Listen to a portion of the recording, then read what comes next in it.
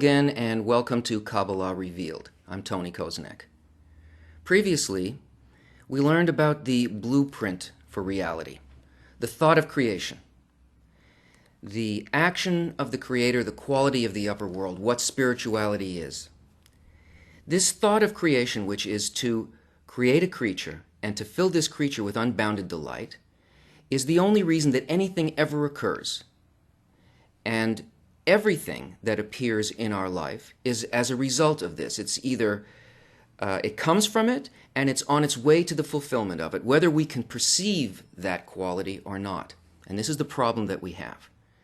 Because we think in the deepest question that we have about our life and our inability to feel where we are and where we're going comes from the fact that we must ask if the Creator is completely good and only does good, then why is it that we see evil? Why are there bad events?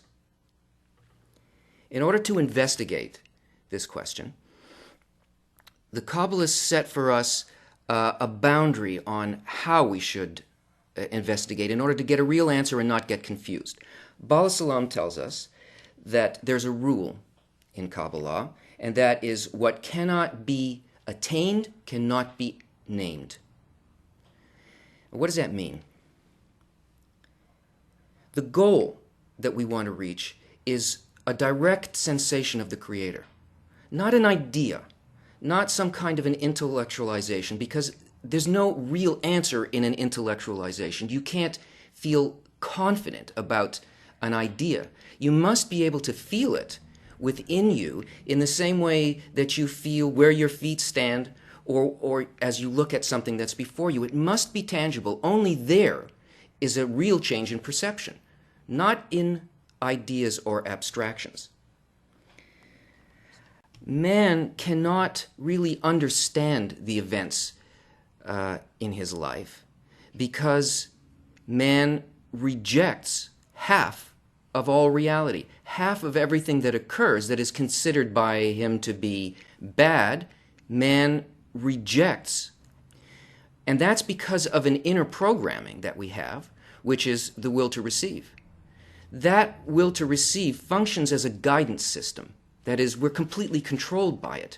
And all that it's doing is it's either attracting us to something that we find delightful, that we find pleasure, and that we consider to be good, or we are running away from something that does not give us pleasure, that gives us emptiness. So we flee from that. We are constantly looking only for those things that are considered to be good. So our perception of what the purpose of both of these events are is faulty because our attention is never on the whole of the picture. It's always only on a small part of the picture because we're looking at it from within the level of the problem itself. And this is a huge problem for us because all perception, as we can see just in simple nature, comes only as a result of contrast. We only know cold by its opposite, heat. We only know up when we relate it to down. If we look just at the quality of heat in itself, if there was nothing opposite it, if it had no opposite quality, it would be in essence, we wouldn't be able to feel anything in it. If there was no movement, no way to measure anything, what could we know about heat? There would be nothing there. There would simply be no sensation. So this comparison between what we consider to be good and why we consider it to be good, and what we experience as bad and why we consider it to be bad, this is the thing that needs to be measured. We need to have something that is not a sliding scale. And it may not seem so to us because we're blinded by this inability to incorporate the greater scope of reality. But all of our evaluation of good and evil from within the will to receive is completely subjective. It's a totally sliding scale. That is, we can say that certain events that we see are considered to be evil, but if you really look at it profoundly, if you look at what your true responses are, and here this is what is meant by only what can be attained can be named. You have to look at the actual experience. Take, for example, the tsunami disaster. There were 400,000 people killed in that disaster. And everybody, if you poll them, will say, this is horrible. The loss of life was terrible. The suffering of others was terrible. It's almost unimaginable, the scope of this, biblical scope of destruction, evil. But what happens if you happen to be one of the owners of the companies that gets to rebuild the resorts in those areas? It's the best thing that has happened to you in 5 years. So, what did you really experience? Can you say, according to your idea, that, I should feel this way about it, and therefore the idea of what's good is this, and the idea of what's bad is this? No, you must go by what you actually feel. If you measure something else, you're measuring something imaginary. Now, sometimes we can see this fact that something that we would first take as a bad experience, we can understand as a good experience when we look at the levels of life below us. If we look at something like a forest fire, and we see a tremendous amount of damage done, we can look at that situation and we can say, well, it was bad for the trees, but in the larger scope of things, what's going to happen is there was a purpose to this. There's going to be a thicker growth. We're going to have, maybe there'll be a more diverse forest, a thicker forest, and the things that were preventing its successful growth are now changed. And the only reason that we can see a disaster as a good thing is because we look at it as a process. We see the larger arc of development on the levels of life below us. Below us, there are levels of still or inanimate. There's the vegetative level, there is the animal level, and there is the human level that we live on. Unfortunately, this level is just a complex animal. And in order to be able to see what is happening to us and the programming and the instinctive level and the larger scope of what's happening to us in our lives, not to see just a single cross-section where we don't understand the plan or the vector, the way in which things are progressing towards the goal. When we look at this on the human level, we can't understand. We can't pull ourselves up by our own hair to some higher level. We have to be able to view it on a higher level, which the Kabbalists call the speaking level. Speaking level of man is where he begins to be part of the upper system and view the whole system of guidance provided by the Creator. That one force that moves us through two prongs of through the will to receive, that moves us, attracts us towards something good and repels us from something bad. If we can see it from this level above, we stop seeing the events in our lives as isolated chunks and try to name them at a place in time and space where we really have no perception of the reason for anything.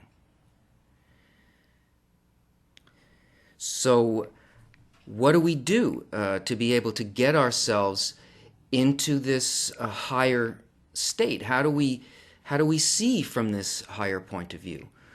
Well, we can't do it ourselves. We can only do it with the aid of what is already there. We have to be able to sense what's there, and then we can become like it. Now, remember that the force of evolution is just the development of desires. And this system of upper light has arranged that we would be moved along through these desires until we came to desire precisely the right thing. But because we are involved in our development in an unconscious way, that is, not by our will are we brought into this, and not by our will do we proceed in this, until we come to the point where the awakening occurs in a person. The awakening is arranged by these events that we call good and bad. In other words, our desires continue to be developed and change so that our question becomes greater. And each of these, what we consider to be blows, make us ask the question on a deeper and deeper level. What is the real cause of suffering? Why am I suffering? And how can I stop suffering? And this force of development moves us along unconsciously until we will not settle for anything else but the answer to this question. Because the answer to the question can only come from the higher level that guides the system that makes us feel as if there are good and bad events. So now that this conscious, tangible need has happened inside the sensation of the person that no other desire can replace, only the answer to this question, this conscious, tangible need, now the answer has a place to go. A person can receive it. But in order to know why we're suffering, we have to know what's good and what's bad. And we know that we can't feel that or measure it against a sliding scale. It can't be from within the will to receive. It has to be against something that doesn't change. And this, we know, is the quality of the Creator, which always and only gives its unconditional bestowal. And the quality of the creature is to receive, the will to receive for the self alone. It's the measurement of the contrast between these two qualities that begin to give us a sense of where we are. Because the only thing there is to feel and to sense is the Creator. The question is, how do I sense it? What do I sense it as? We live in a sea of light. That means we are always receiving delight into our vessel, our kli. This is our will to receive. And the upper light is constantly filling us with delight, that is, with a sensation which is actually a sensation of the light itself. It is always the Creator, except that it depends on what we say it is. It depends on what the dressing is, what we call this thing that's happening. All events of our life are sent to us in a way that we sense them directly as direct light. But if we feel them that way, that means that we feel them through the will to receive, and we don't know why they're being given. What we seek to do is to feel the thought inside of it. That is, what is this quality here? What is the quality of bestowal that is the Creator's intention behind giving to us in this event?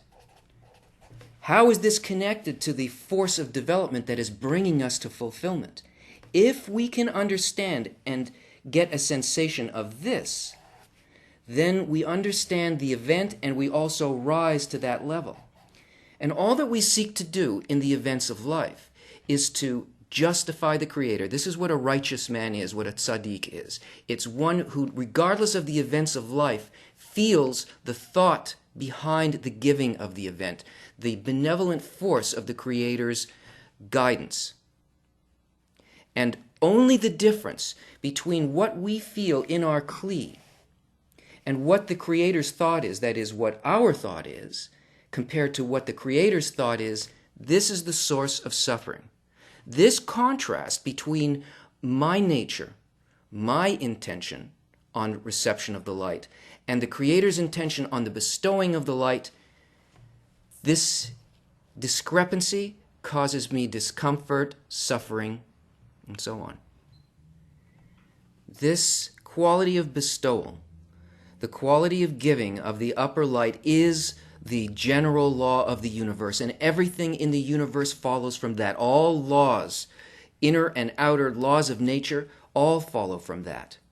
And it's incumbent on all life to find a balance, a homeostasis between what is outside and what's inside. So the degree to which we don't keep this law of life, that is, become like it, our world and all aspects of it suffer. Not just the man, but his surroundings, his world, his country, his family, all of reality.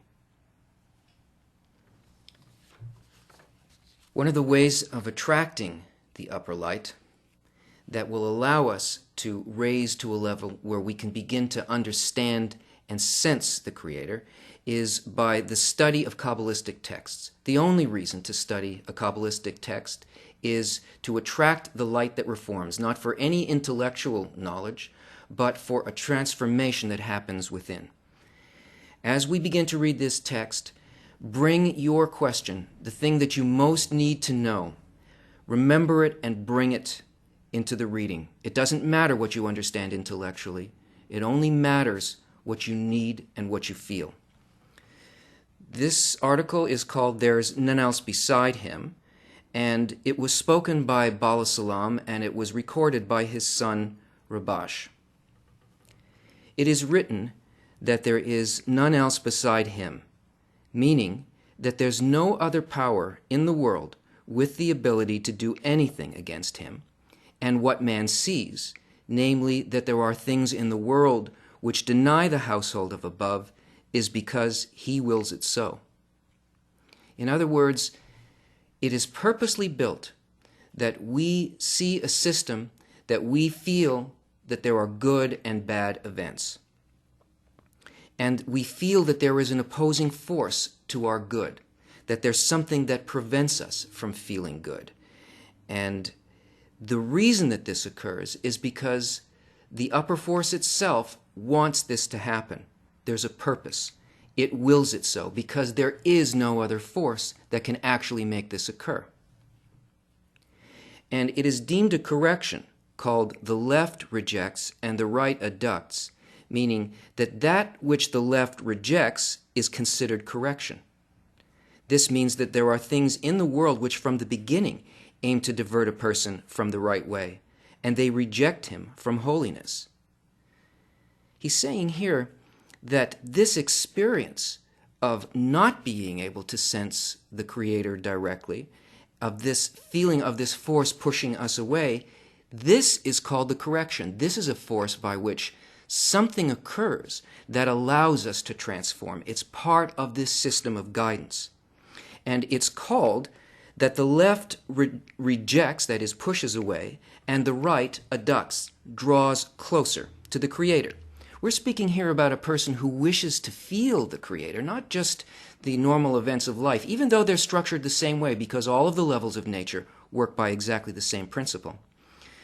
But this means that there are things in the world which from the beginning aim to divert a person from the right way, and they reject him from holiness. That means when a person desires to feel a sensation of the Creator, to know the laws that govern their life, to taste holiness, which is kedusha, which means to be separated, to be apart.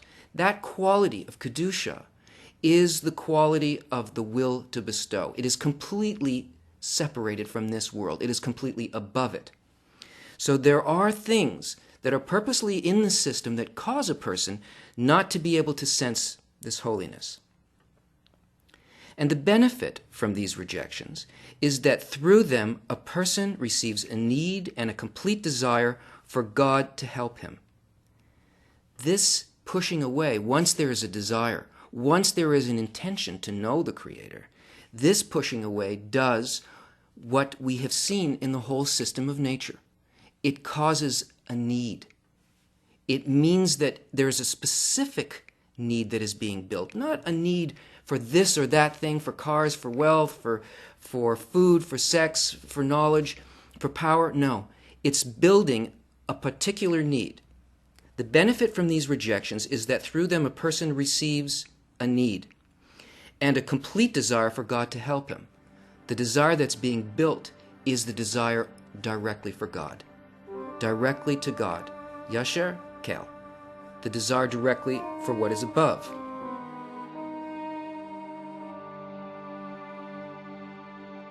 Since he sees that otherwise he's lost. In other words, they need a connection with the higher force that guides everything.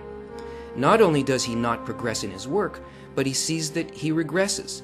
That is, the more one needs this, the more the light exposes the difference between his inner condition and the state of the light. This is called the revelation of evil. What do we need this for? We need this because this is our means of measurement. It's by the contrast that we know something. We measure the scope of love, the completeness of the thought of creation, against the barrier in which we begin to sense our own nature. So not only is the nature of the Creator and the upper world revealed to us through this process of contrast, our own nature is revealed. And the greater the desire to receive grows, specifically with this desire to receive contact with the Creator, the greater the amount of the sensation of the Creator can fill it. Not only does he not progress in his work, but he sees that he regresses. In other words, he sees the difference between him and the Creator, and he lacks the strength to observe Torah and mitzvot, even not for her name. That is, a person feels that not only can they not sense the Creator directly, but they can't even fool themselves that they're doing it for any reason in order to reach the Creator. They feel the greatest degree of difference, but this is a blessing because it's by the expansion of the will to receive and its correction that we actually progress. That only genuinely overcoming all of the obstacles above reason, he can observe Torah and mitzvot. That is, not by his strength, not by his knowledge, not by any kind of ideas or theories, but only by the tangible reception of the light, which has got to be above his reason. This connection is above the will to receive and all the thoughts connected in how to get those things that we want. This force that we experience as good and bad events are the left and the right hand of the Creator that guide us by means of ups and downs through the normal events of our lives, if properly understood. Once we have this desire to go directly to God, no matter what it is that occurs in our life, with this desire, then this one particular need grows until it can eventually encompass and swallow the entire imaginary world and bring us into a complete contact with reality. This is just a taste of the beauty of these articles. We will continue our discovery of what exists within these articles and within Kabbalah. Join us again.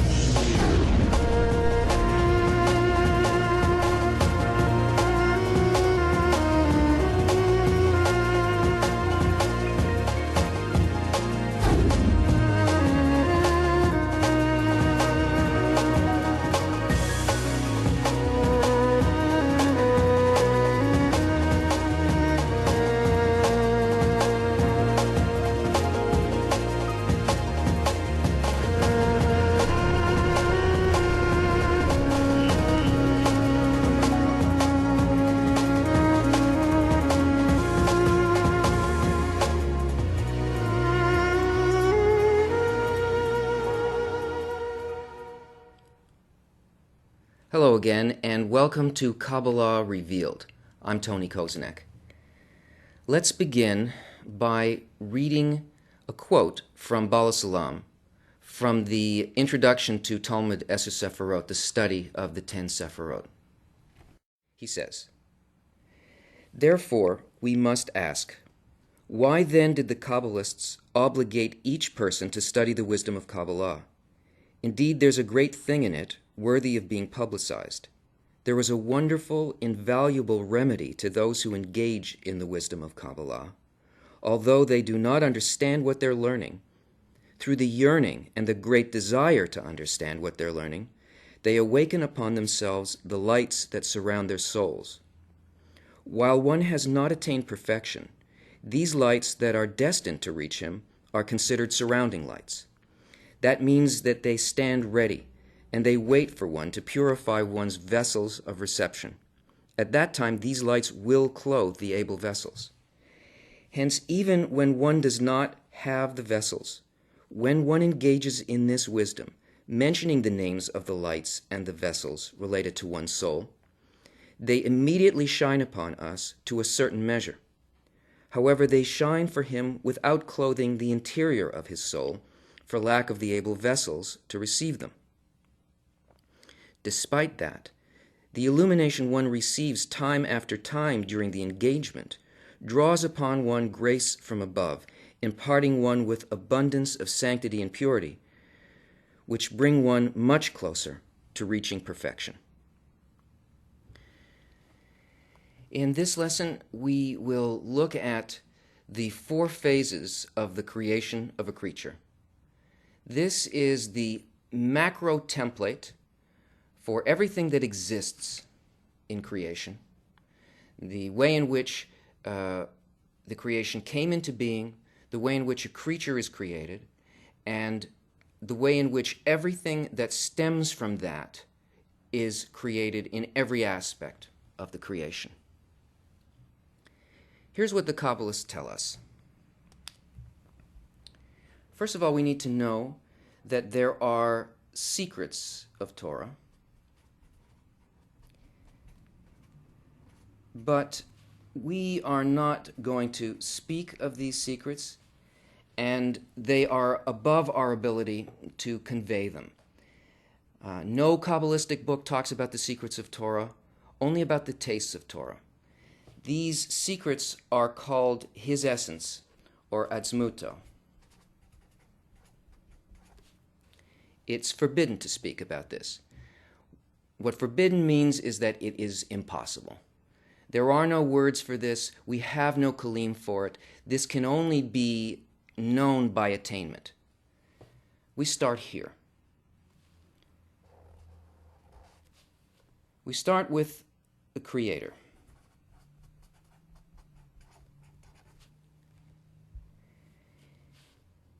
The Kabbalists tell us that the initial thought of the Creator, those who have attained this level, tell us that everything began with an intention.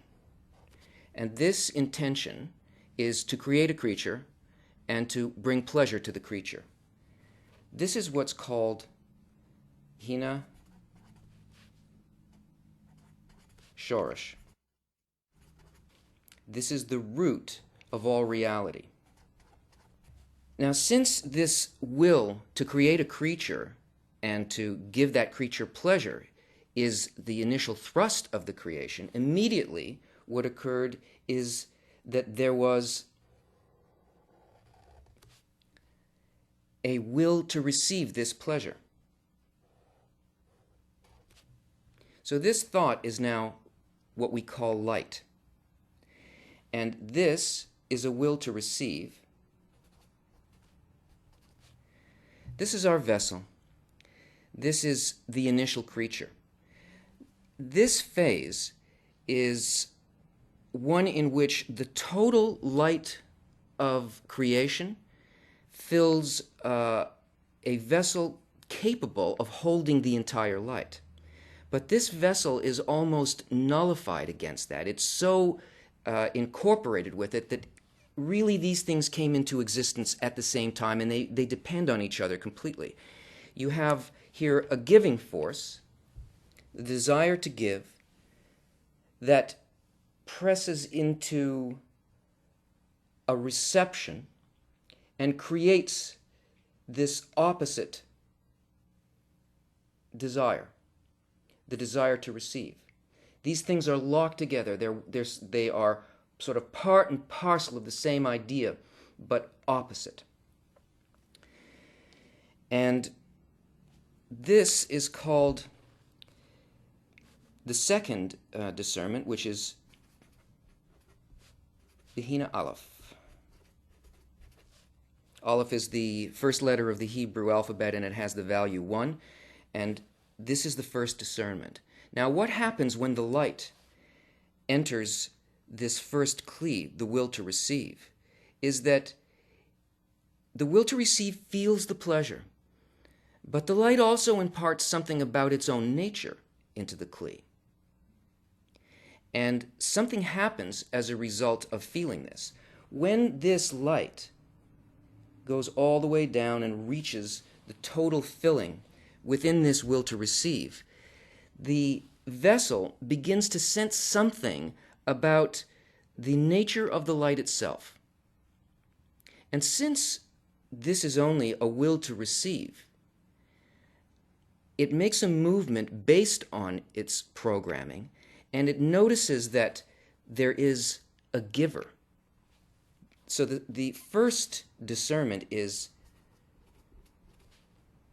there is a giver. In other words, this is the first thing that is not the creator. It has a sensation that there is a giving mode and there's a receiving mode. It's in existence, in relation to something. Now this first, let's look at this first and second part here in terms of Sephirot.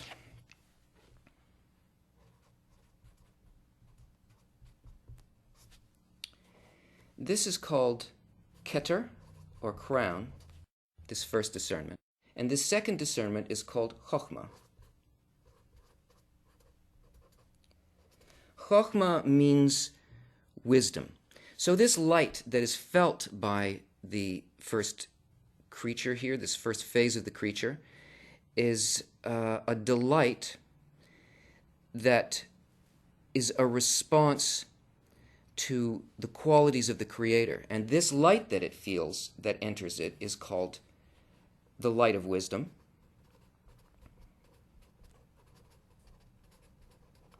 Or Chokhmah.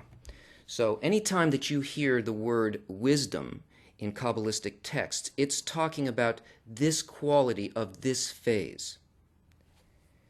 Now, something happens here. And as a result of feeling that there is a giver, it also feels the pleasure of the desire to give. And it wants this pleasure because it is a will to receive. So in this desire, a new discernment appears.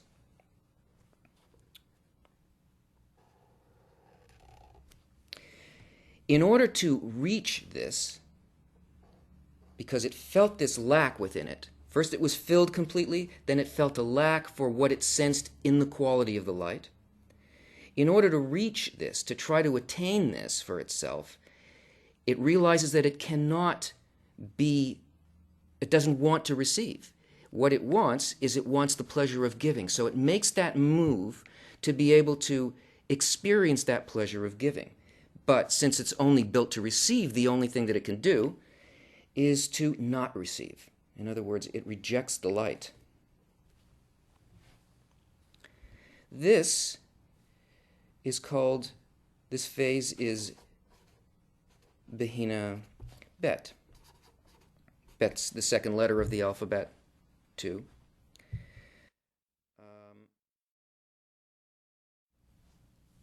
And the perception that it has is that to give is better than to receive.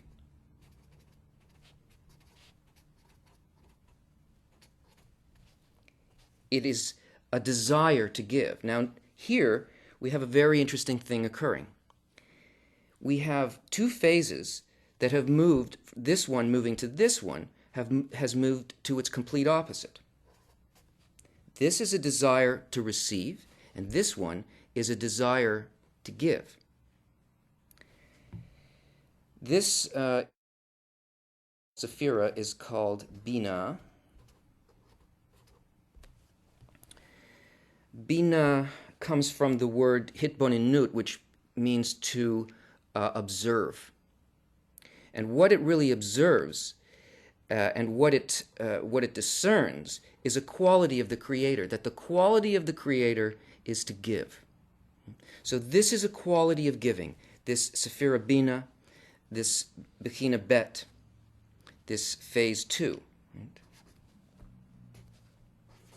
This is a 0 phase, 1, 2. Now in this state of emptiness, there is another discernment that comes to the vessel. Now, I want you to notice that what is being spoken about in each one of these bechinot, each one of these discernments, is not about the action of the light.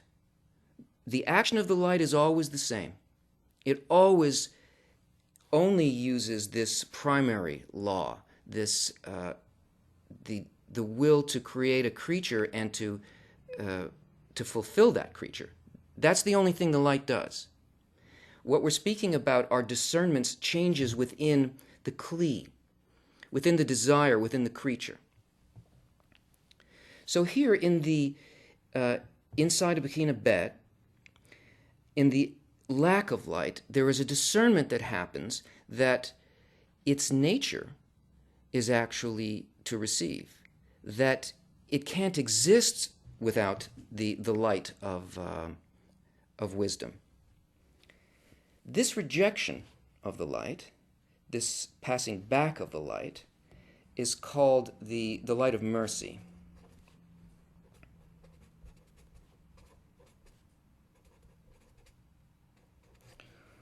Or Hasidim. So it knows that it can't exist like this. It must receive. But it doesn't want to be a receiver. So it has to find a way in which its reception is actually a form of bestowal. And this brings about the next discernment.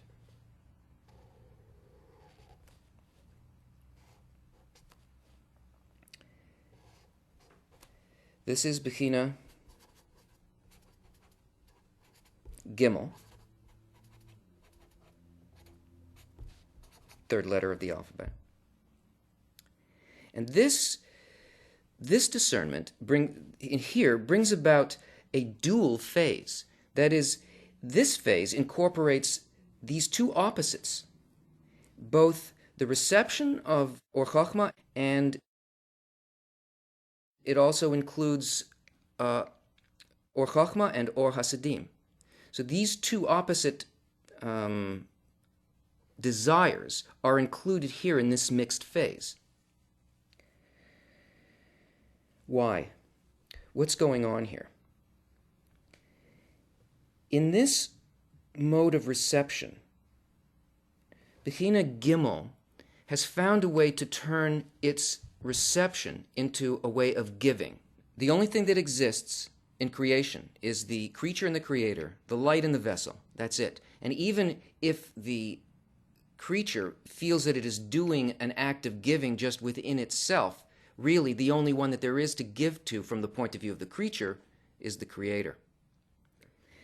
And Bechina Gimel makes the decision that it will copy the act of the creator, that it understands that the Creator wants it to be filled with pleasure, that it must receive this pleasure, and that part of the thought of creation is to create a creature and to give to the creature. Well, the only kind of creature that it can really create is something within itself. So it makes the decision that it will receive a portion of the light, say 20% of the light, under the condition that it only does it in order to fulfill the thought of creation, this desire of the Creator to create a creature and fill it with delight.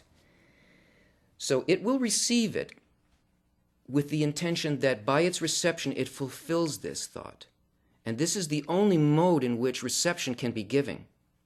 But giving is an intention. It doesn't matter what the act is, it's an intention. So this is really in similarity of form with this to a certain degree. This 80% of Or Hasidim, of the returning light, it's still pleasure, it's still light coming into it, but she pays no attention to it here. This mixed phase in Sephirot is called Zer Anpin.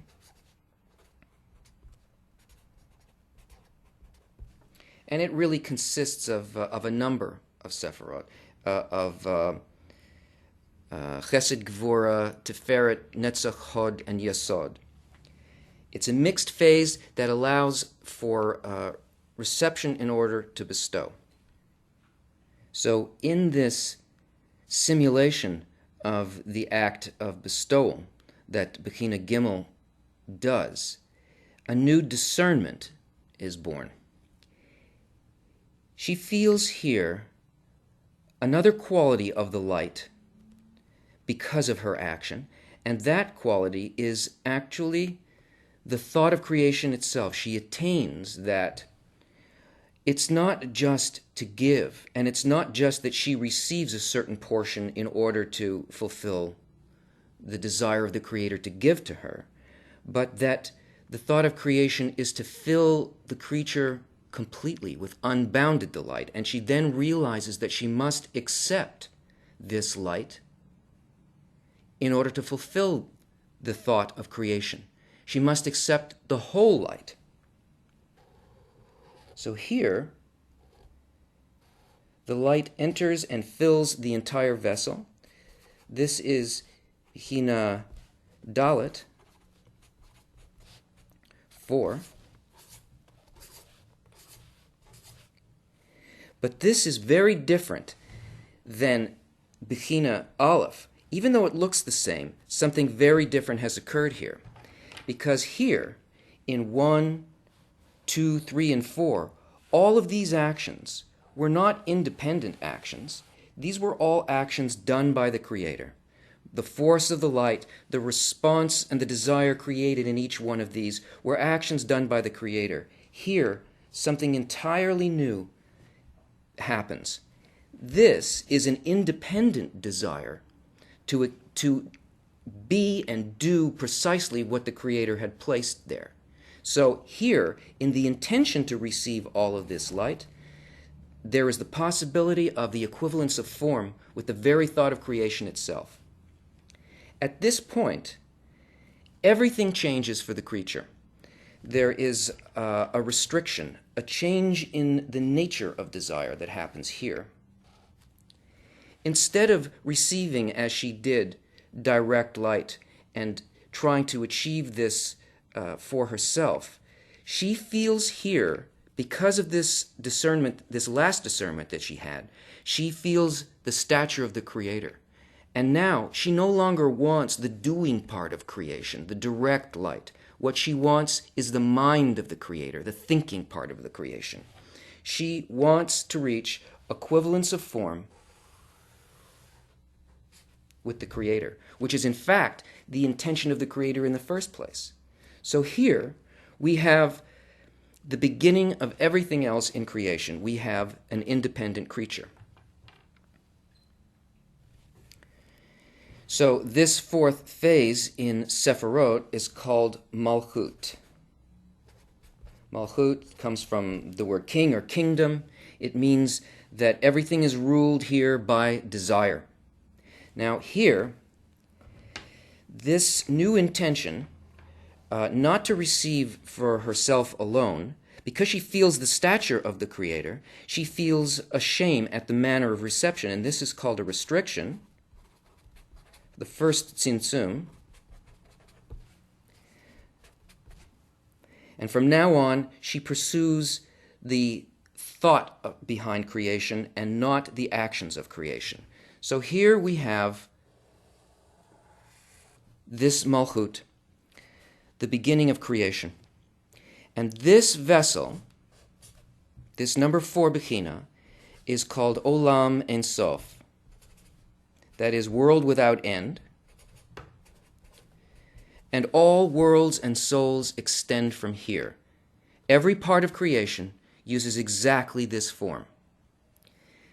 This process, this macro template, is also the 4-letter name of God. You've seen it. There's the tip of the Yod, K, the Vav, and the lower Hey, the Havaya. When you see this name, it represents this series of forces. All names and words in Kabbalah are like formulas in physics. They talk about relationships of light to Kli. So here you see that the Kabbalists have given us a map from above downward, how we came into being. But it's not only that. It also describes the states that a person must attain on their ascent upward. It gives us the purpose, it gives us the route, and it gives us the places along the way. And that's what the creature does once it makes this restriction. It starts to build a system of worlds so that it can attain the thought of creation, but as an independent desire and become equal to the Creator.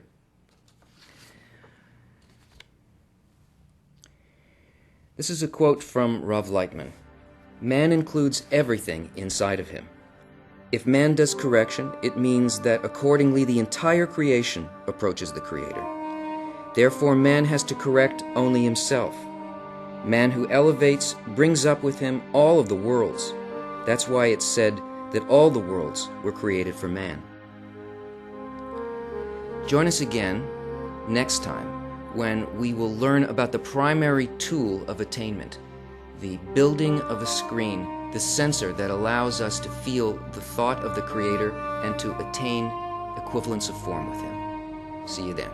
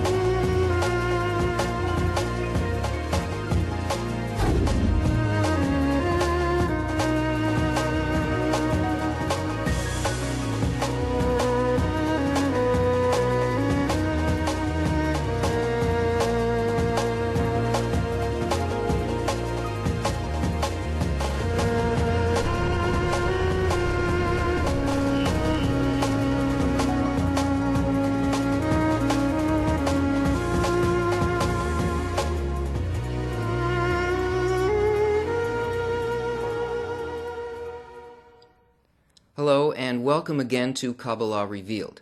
I'm Tony Kozenek.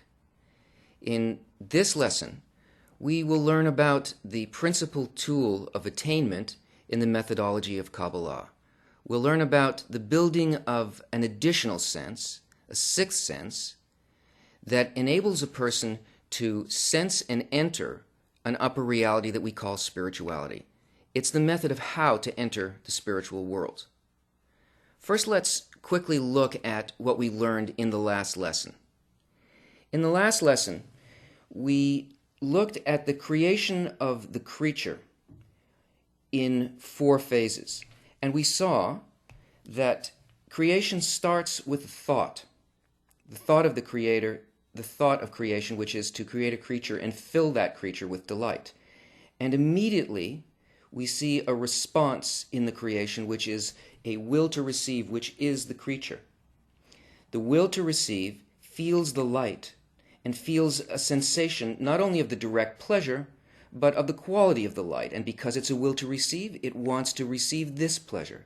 And as a result of that, a new perception, or a phase or a discernment happens in which it realizes that what the pleasure comes from is giving. So because it's a will to receive and it cannot give, the only thing it can do is either accept or not accept the light. To get closer to giving, it decides that it will reject the light. In this emptiness, a new discernment happens, and it discovers that its existence depends on the reception of the light, that it cannot exist by this harsh situation, and it must accept a portion of the light. But it decides it will only accept a small portion of the light, because here it had a perception that the creative force wants it to receive. So it accepts a small portion based only on the idea that it will accept it because it is the Creator's desire that that happen. And here, in this perception, this dual phase, it realizes that an even higher aspect of the force that created it is that it wants to fill it with complete delight. And this next phase here, this 4th phase, is unlike the other phases up to that point, not an action done by the Creator, but an independent desire. But this desire is not a desire for the direct pleasure of the light. It realizes here the stature of the Creator, and it wants that. It realizes that it is a receiver and how different it is from the Creator. And instead of wanting the doing part of creation, it now desires equivalence of form, the attainment of the Creator's qualities itself, the thinking part of creation. So here is where we find the creature at this point.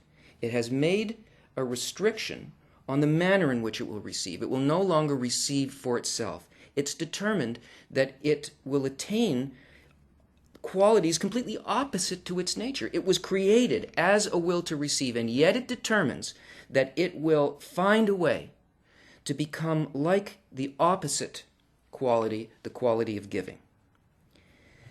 As it does this, if it can find a way to do this, then it begins to enter and sort of build a system for itself, a system of interaction with varying degrees of proportion between the will to receive and the will to bestow. And it rises as a result of gaining greater and greater equivalence of form, becoming more and more like the thing that it wants to become. It rises through a system called worlds. And these worlds are a kind of interaction built for the correction of the creature and for the correction of the world as a whole. As it rises, it attains the inner quality of these worlds, which are called levels of soul or lights.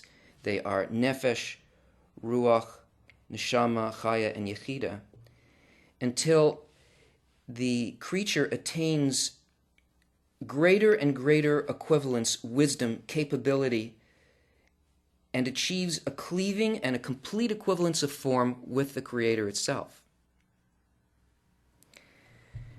But it has a problem, because it was created in exact opposite phase. It is only a will to receive. That's what the creature is. That's what we are. So how can it possibly become something totally opposite to its nature. Even if it knows now what the purpose of creation is and its role in it, it seems to be locked, stuck. There's nothing that it can do because it was created in a perfect way and it can only use that tool of reception. And yet it must use the expansion of its egoistic qualities in reception and find a way to turn that into giving. Previously, we learned also that our five senses are programmed in such a way that they prevent us from perceiving anything about the upper world and achieving the goal that the creature now has. And what we need to realize is that the programming that exists within the five senses, which we called egoism, is really an intention. It's a thought.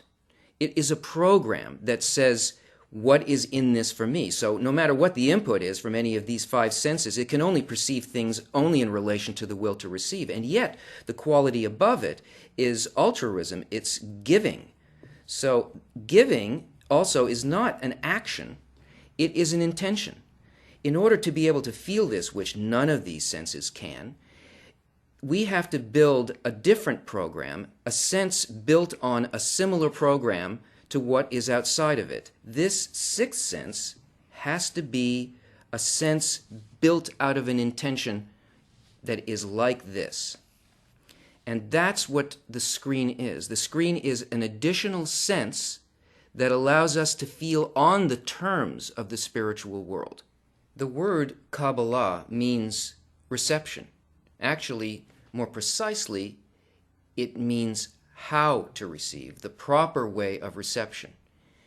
The method of Kabbalah is completely practical. It shows us precisely how we can take our created nature, which is the will to receive, and turn it into a proper mode of reception, a transformed, corrected mode of reception that becomes giving. Right now, when we receive into the will to receive, we find that our experience is extremely limited. The will to receive can never be filled. Let's say there is a desire for a piece of cake, a beautiful, wonderful strawberry shortcake with whipped cream and sauce. And there is a need, an idea, a lack of this.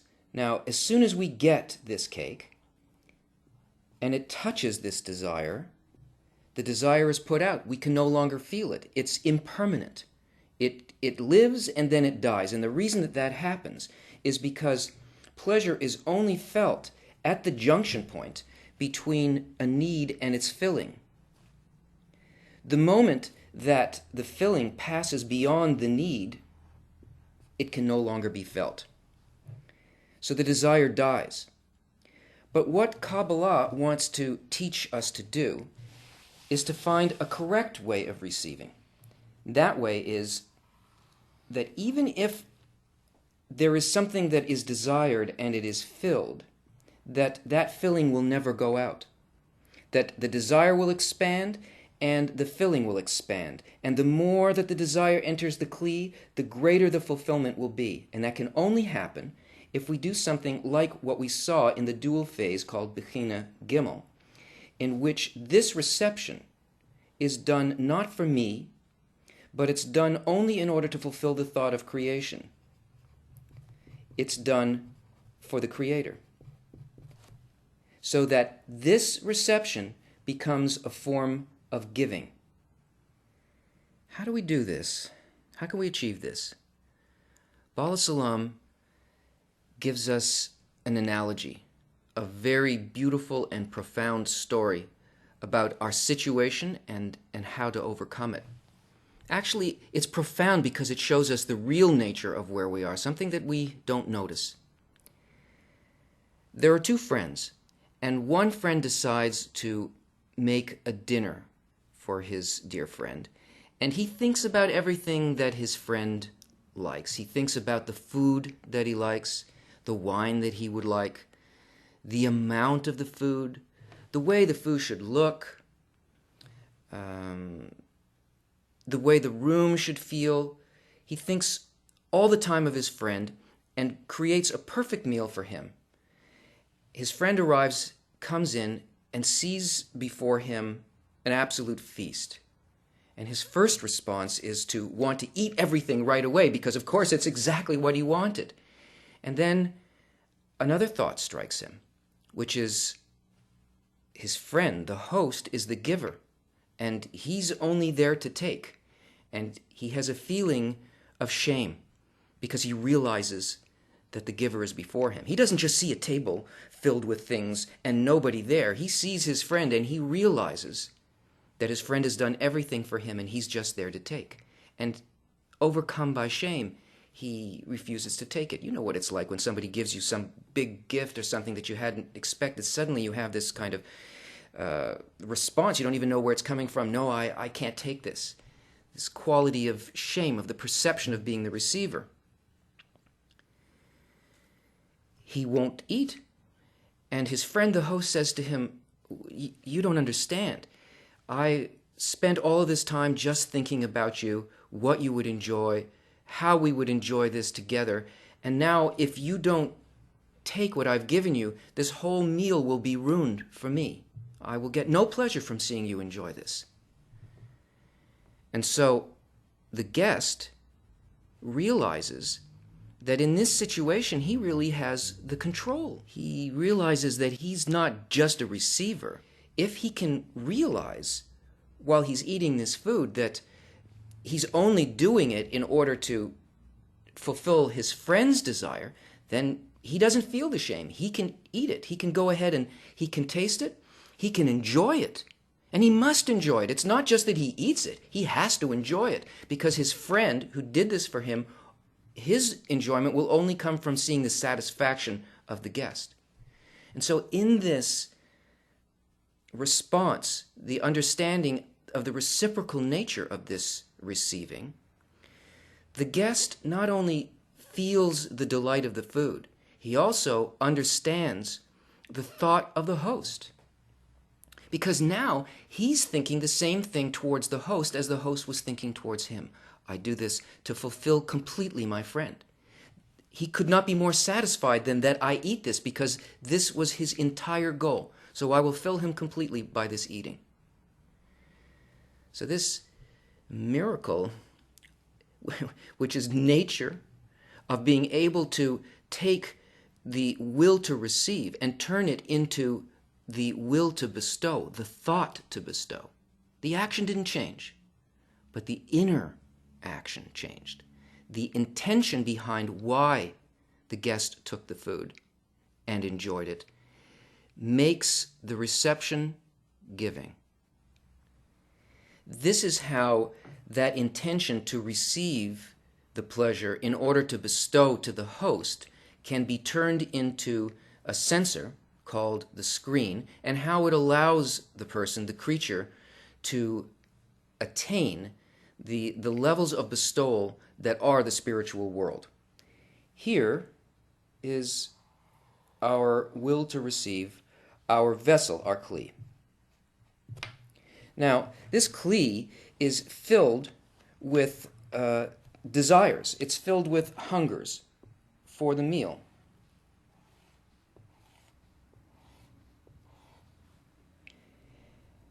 And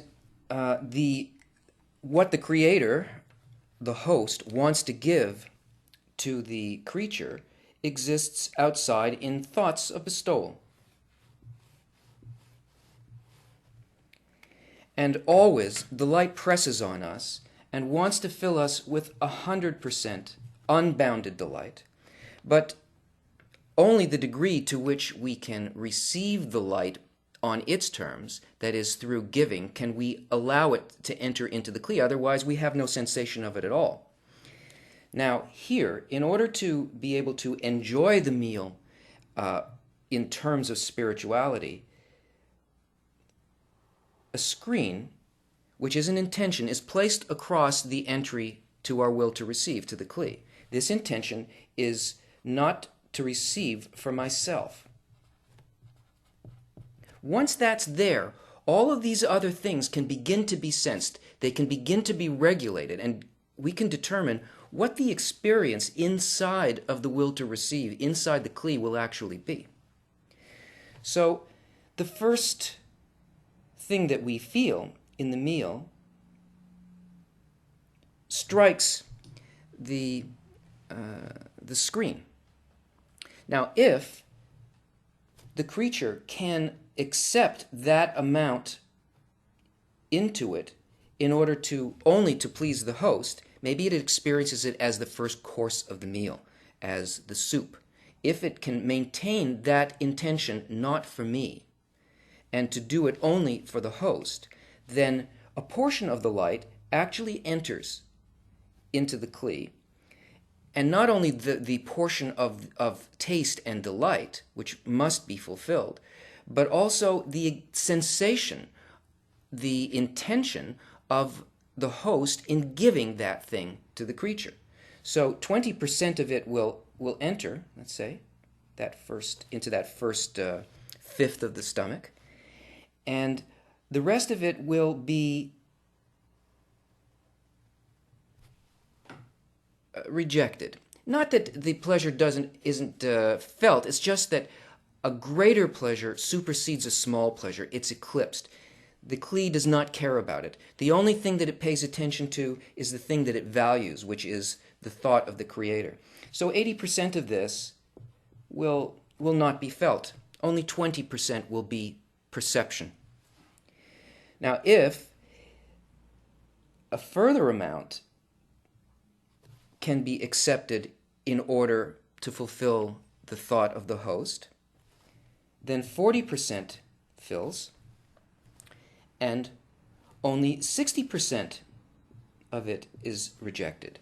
Now, what happens in here is that the light of the creator, that is the thought, the level of attainment of similarity within the kli itself, within the creature, that part of the creature that becomes like the creator begins to grow.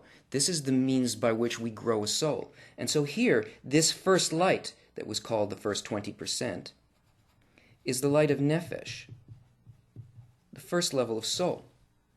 Here, if this intention matches the intention of the creator on the giving of it, a second level, ruach, enters the kli. This is not just knowledge.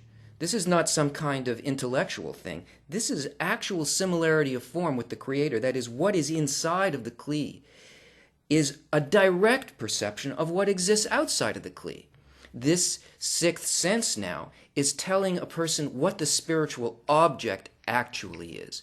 Not that it's soup or that it's salad, but that it is a thought in the creator's intention towards all of creation.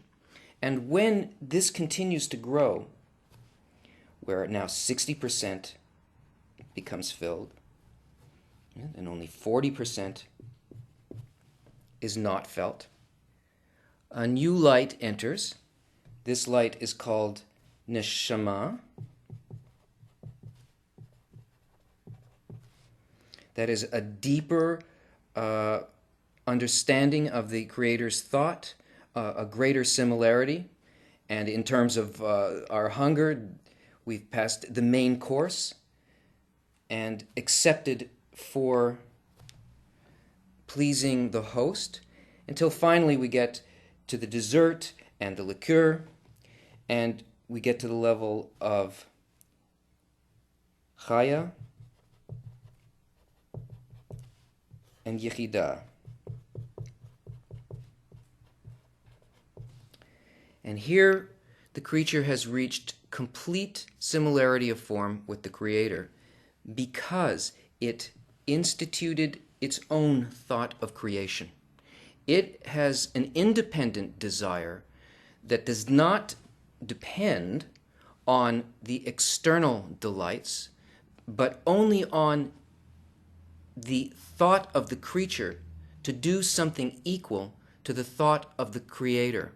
So by doing this, the creature rises from below upward across all the 125 steps that are all, by the way, made up of partsufim, or faces, which are exactly this process. So here, what a person forms is called a rosh, which means head, and here, guf, which is body. And by having a rosh, what that means is, through an independent desire, the creature can now determine what the reality inside of the vessel will be. The quality of their world, the quality of delight, and all this done for the good of life as a whole, not for me.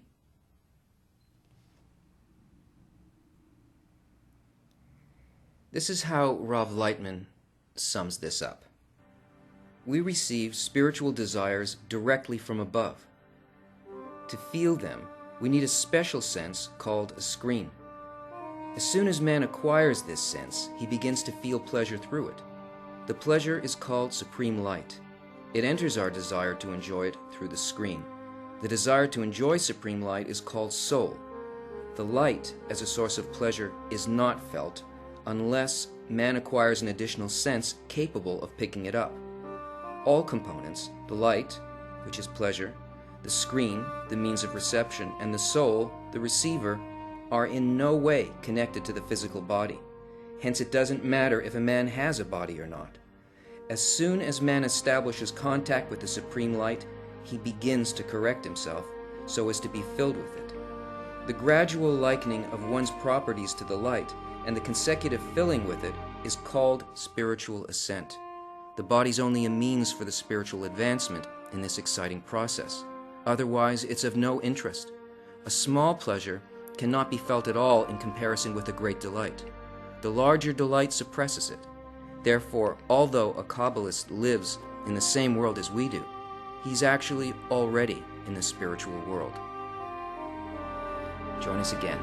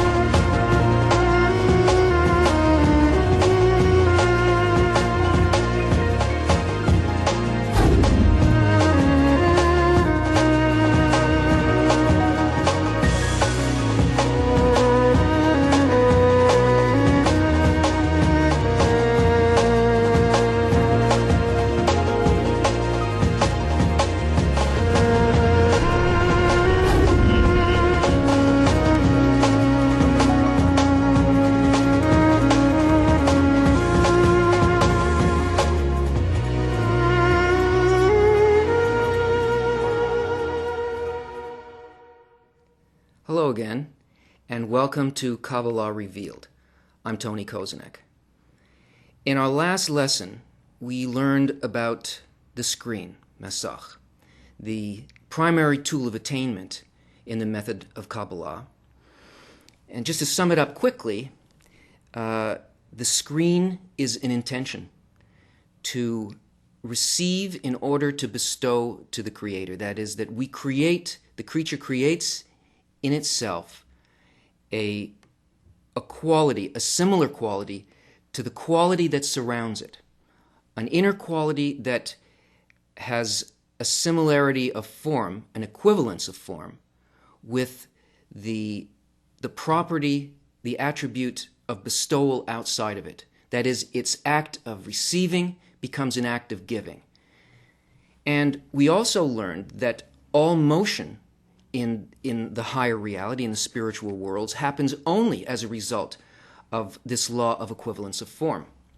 Now, we could imagine that this law of equivalence of form is some kind of mystical or magical thing, some kind of an innovation, a novelty. But it's not just something that was made up by the sages of Kabbalah. It really is a principle, a law that governs the whole universe, everything that we see. It exists in nature. It's simply that the sages are pointing out to us that this is the method by which we develop, we grow, we move, and can attain the goal of creation. In this lesson, we're going to look a little more closely at the law of equivalence of form. We'll do that by looking at an article written by Bala Salam. It's a piece of an article, actually. It comes from Matan Torah, or the giving of Torah, the giving of instruction by the light. And it's a section of it called the acting intelligence. What the Kabbalists said, that every person is obligated to comprehend the root of his soul, means that the creature's purpose, most desired and full of hope, is bonding with the Creator, as in the verse, and to bond with Him. And the sages interpret this as bonding with His attributes, just as He is compassionate, so you, and so on. He says here, every person is obligated to comprehend the root of his soul. In other words, it's not just that somebody makes a decision that they will bond with the root of their soul. It's that the entire system consists of a motion coming from the thought of creation, which moves a person to the point where they will comprehend the root of their soul. And the way in which the thought of creation, which is to create a creature and fill it with delight, the way it functions in the universe and in creation is expressed through the law of equivalence of form. That is, that all of nature works on this law, that there is a constant pressure in our environment and in every environment in the universe, and there is a constant force to equalize the inner pressure with the outer pressure and to come to a state of balance with it so that we come to a state of rest or comfort. And this is simply the law that is functioning all the time. You could think of Kabbalah as the physics of the spiritual world. And so it points this out to us so that we can begin to perceive it and to work with it. But this law functions in the natural universe as well. And we can look at it through natural sciences. For instance, astrophysicists tell us that the material universe was initiated by a huge explosion, the Big Bang. And from that point forward, all action within the universe is really a kind of an equalization of this force until it will find a state that is motionless. So all forces in the universe are working in such a way as to come into a balanced state. Now, in our world, this law is observed strictly, and we can see it on different levels of life, the different levels that exist in our world. For instance, in the inanimate level, we see that there is a movement of forces, tectonic plates, or the motion of weather, wind, and water, constantly seeking a kind of a balanced state with each other. And we see also the vegetative level obeys this law by absorbing things that it needs from light, which is outside of itself, through a kind of photoelectric process, chemical process, or the movement of minerals through it with a kind of an equalization of hydraulic forces that will move it through its stem and through its leaves. In the animate level, animals, you'll see movement of animals to areas where there's food and all of the appropriate things for their survival. If external forces and conditions change, there's a constant shifting so that they come into alignment with it. But on the human level, we don't keep this law of equivalence of form, because we don't live in an environment like the environment of the inanimate, vegetative, and animate level. These are already taken care of. These things are already perfected. They already work according to this law. And the human level, we are up against laws that we have no sense of, and we don't know how to observe these laws. So the human level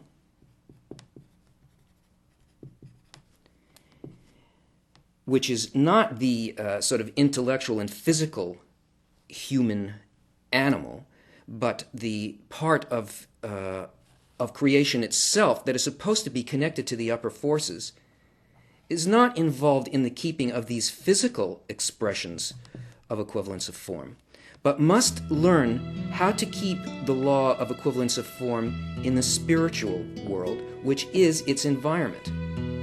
Let's look at the environment that we actually do live in.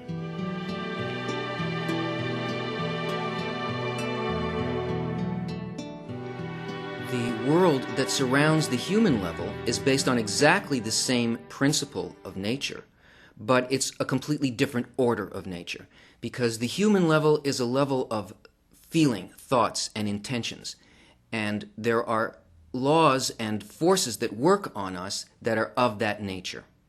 So here is the environment that we find ourselves in. There is a field of influence, and this field of influence is called the Creator. The Creator influences us by means of forces. And these forces are expressed as laws. That is, they're obligatory. They come to us from the Creator, and each one of these is one of 613 forces or laws. These laws are laws of love. They are laws of bestowal. They are intentions towards the creature. Here, in that field, is the creature, plus the other levels of life below the creature, levels 1, 2, and 3 that we spoke of earlier. Within the creature, there exist like pressure or forces that must equalize with the influence coming from the Creator. And these are called desires. There are 613 desires within the creature, the human level of the creature. And the law of equivalence of form means that the inner desire or pressure must equalize, that is, come to equivalence, form a balance with this desire that is related to this force from the Creator. And to the degree that we are unlike the forces, the 613 actual laws of nature for the human level, to the degree that we are not like it, we and all the levels of life below us suffer. Things go for the worse. To the degree that we equalize, that we succeed in finding equivalence of form and becoming the same thing as the intent behind that law, all of life, including the creature itself, finds a homeostasis. Man, the human level, finds a homeostasis within this field and achieves equivalence with it. Becomes like all of the 613 laws. Now, all of these laws that affect both the levels of life below us and the ones in relation to the man, if the creature can equalize with that, with the law of nature, he is also equalizing with the Creator himself. Because the Kabbalists tell us that the value in gematria between the word for nature, teva in Hebrew, and the word for God, Elohim, is 86, meaning they are the same thing. They apply both to the level of human and to every other level below man. Now, this may seem mechanical. It's a kind of mechanical explanation. But since we, as humans, don't really feel how our inner states affect the levels of life below us, nor really do we have to, all we need to be aware of is our feeling states and how they work in our relationship to the world around us, that is, to people around us, to situations, the situations of our life. And that's what the equalization of the inner pressure of the desire and the outer pressure of a law is really about. We learned that in the story of the guest and the host, that the way in which we can perceive what these laws are and to equalize with them is to be concerned not with the gift, that is, the event itself, but with the giver. What is the thought behind the event and the circumstances that we find ourselves in at any given time, and what is our attitude towards that? It seems like a very difficult thing to do, but that process of how we can sense that already exists in nature, and we merely have to learn to observe that, how that operates, and to do it.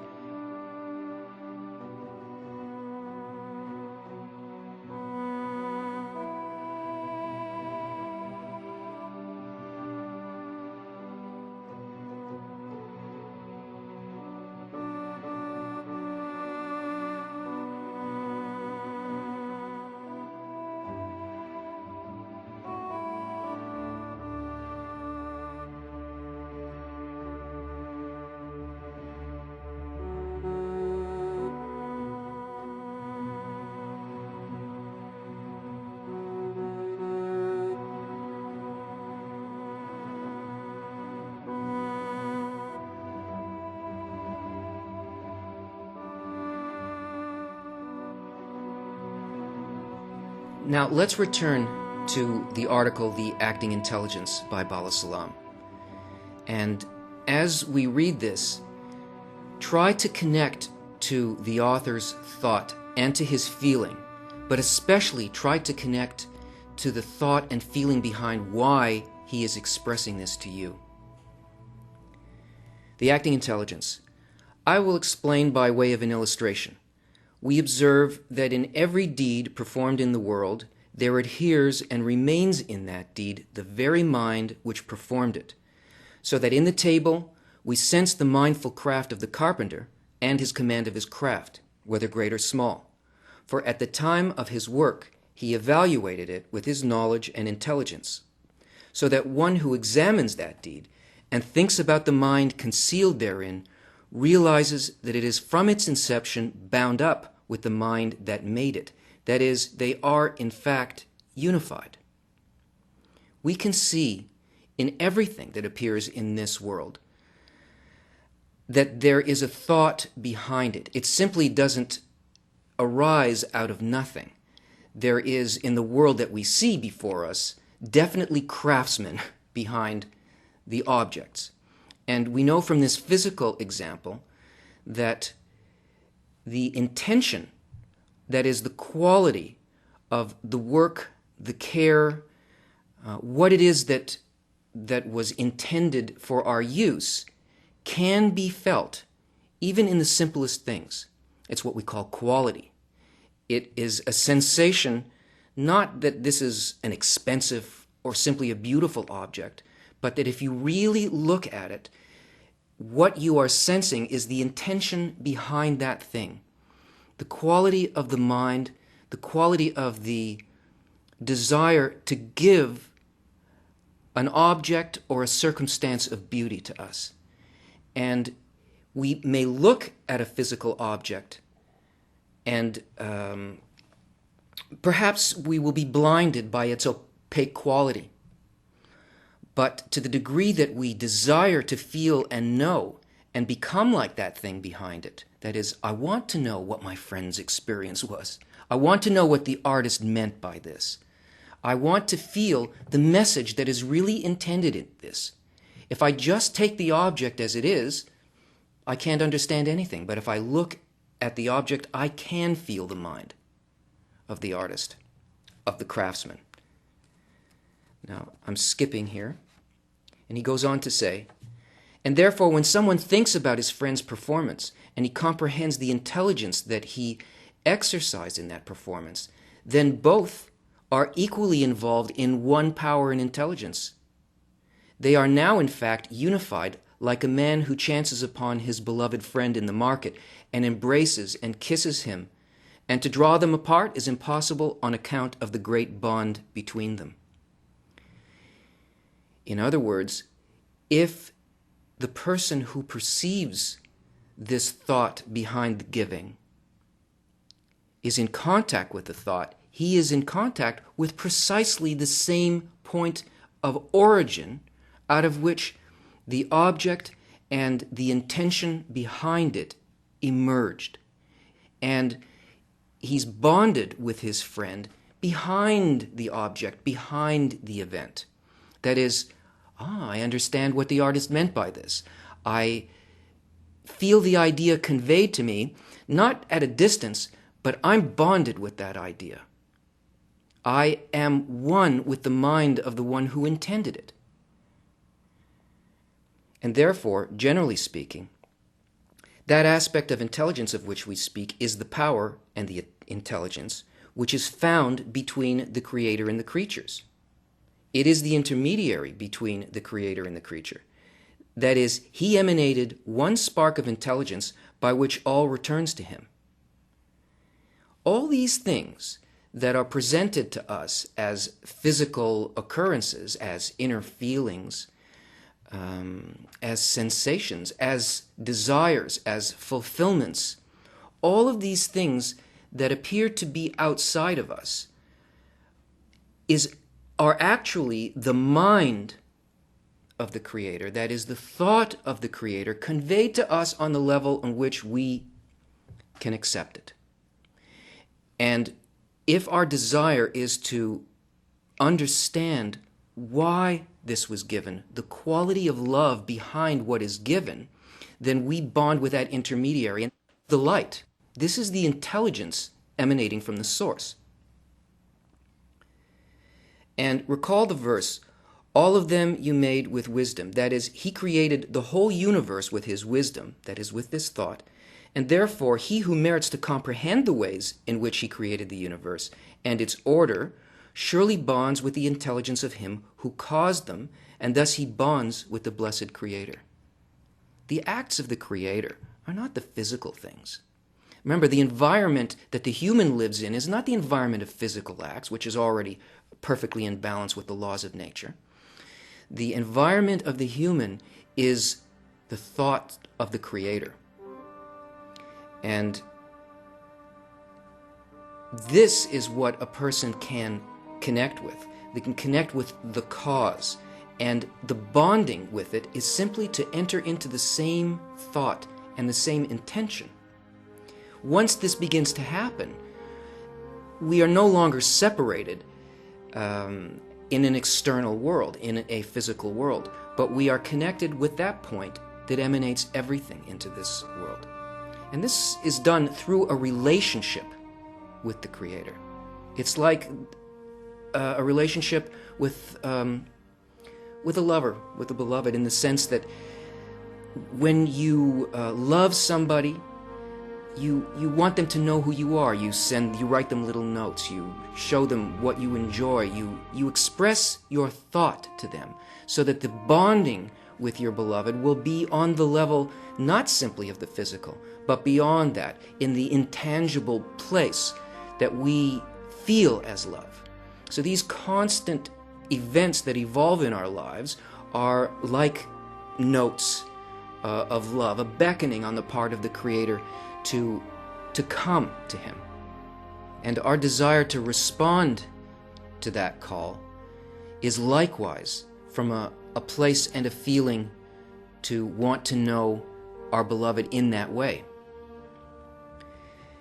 And this is the secret of the Torah. It is that all the creations of the Creator that appertain to or can be comprehended by the creatures, that means everything that was created, every single expression that exists in creation is only the expression of the Creator and is aimed specifically at this call to the creature. It's all accessible to the creature. Every single bit of it is supposed to be known by the creature. In other words, the worlds were created for man. And with this, we understand why the Creator showed us the tool of His craft. Are we in need to create worlds? Rather, from what we said above, it is clear that the Creator showed us His orders so that we would know how to bond with Him, which is the fulfillment of to bond with His attributes. Why does an artist show us his work?